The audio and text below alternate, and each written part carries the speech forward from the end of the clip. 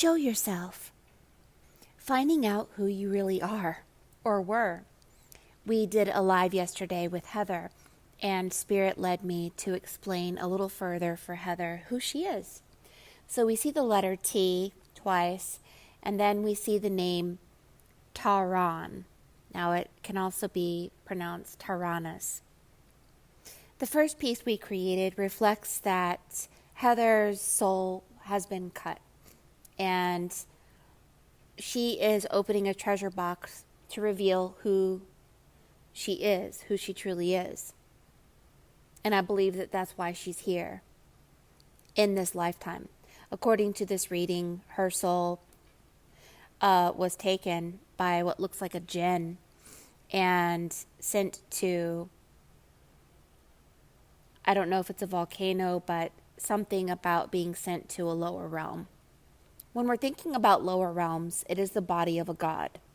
It is like a house. So this second piece has a house that is lower and the house is small. And then the house above it says Mars, and it is larger. There's a monkey with his eyes being covered and a pan holding a tetrahedron blowing a flute. This reflects the Holy Spirit and an ascension. Then we saw a volcano with the word L, and then IA, and then I am, which is yam, and then a flower, and smoke, and a trap, and being trapped in a net. We often talk live about being a master of the net and how your spiritual ethereal body is called your ethereal net. And then we did a piece for Heather where there's a house and there's Heather lifting someone up out of a lower realm from a cut tree, meaning a soul was cut. And through the looking glass of the magical waters of the tree, there is the white rabbit and waters flowing down. And there's something about resurrecting what has been forgotten. So what we're going to do is we're going to look at all these pieces, and I'm going to tell you who Heather is and what Heather needs to do to resurrect, audit, or recapitulate that which was lost. So we're going to call or title this video, Show Yourself. And for those of you who are listening and are at the precipice where you are impregnated with shifting houses or shifting realities, and you want to be awoken and you want to step into your power, this is a really good video for you to see what it's like to resurrect and audit a piece of ourselves that was left in a timeline or a body of a god. So let's notice the lightning strike that looks like a divining wand, and let's notice body language and direction and letters and sacred geometrical shapes, because we're about to learn something that relates us back to a Disney movie, Frozen, where the main character sings, Show Yourself. So we come from the waters of chaos. The waters of chaos are connected to Yam, Yahshua, Yahweh, Baal, Dagon the fish god, and even Osiris.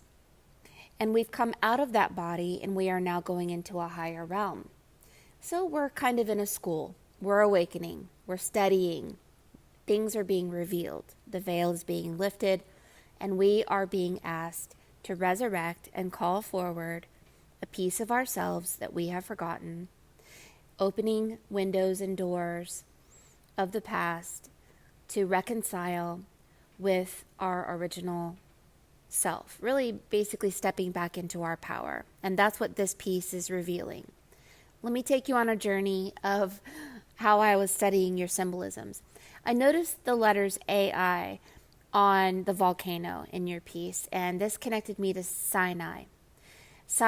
Mount Sinai was the mountain that Moses went to, and they said it was a volcano. It has the word sin, AI. Moses would go to this volcano, and there was lightning and thunder. So think of the lightning, think of the thunder. These are examples and symbols within your piece and how the volcano is connected to God, volcano, and lightning and thunder. They said that the sound of the volcano sounded like a loud trumpet. So the volcano actually emitted a sound that sounded like a trumpet. And then I noticed the word lope in your piece.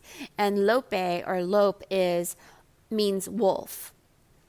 And I thought, okay, I don't see a wolf in your piece.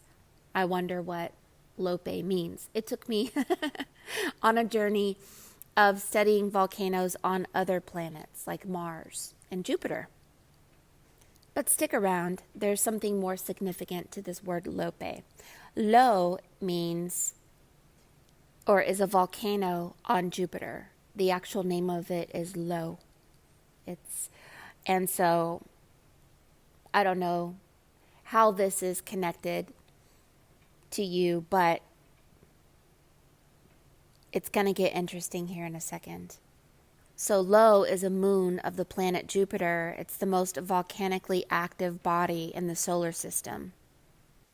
But I wasn't satisfied with the answer being a volcano on Jupiter, so I kept studying. And my studying brought me to Titan.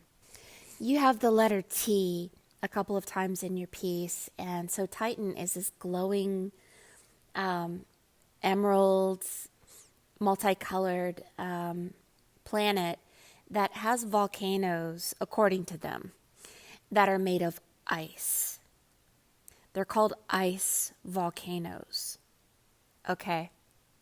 Now, John and I often talk about fire and ice, and we talk about allegories of connecting with our higher self and getting ourselves out of a prison through a myriad of acts, like going out at midnight or going to the tree at midnight, kind of like Cinderella and midnight, or the number 12 with District 12, or Jesus left the Bible at 12, Harry Potter left the Muggles at 12.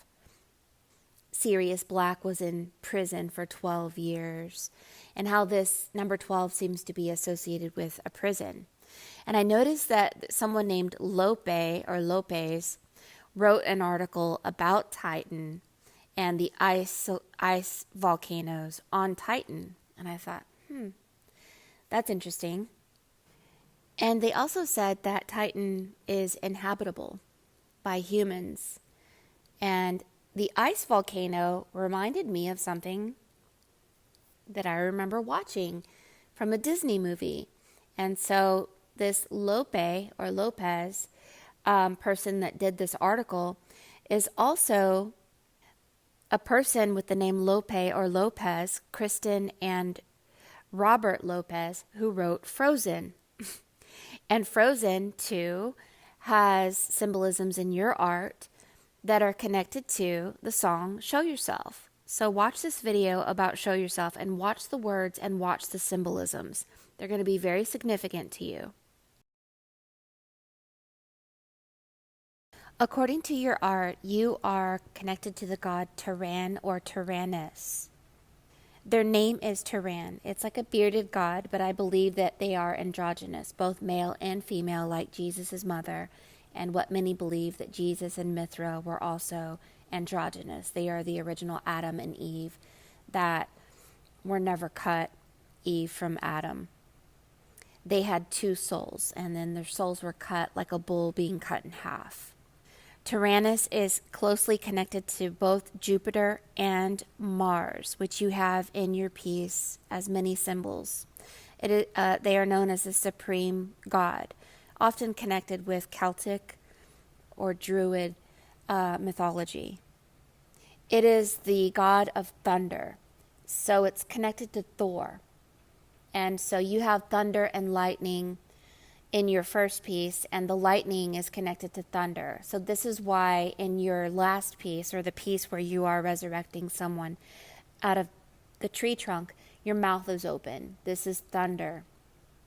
It is the ruler over the skies, and it's also connected to the thunderbird, which is why you have a bird that is kind of flying, and in your piece, the goose, or so this is a picture of the Turan, or a statue. It's a and thunderbird. Notice the beard, they call it.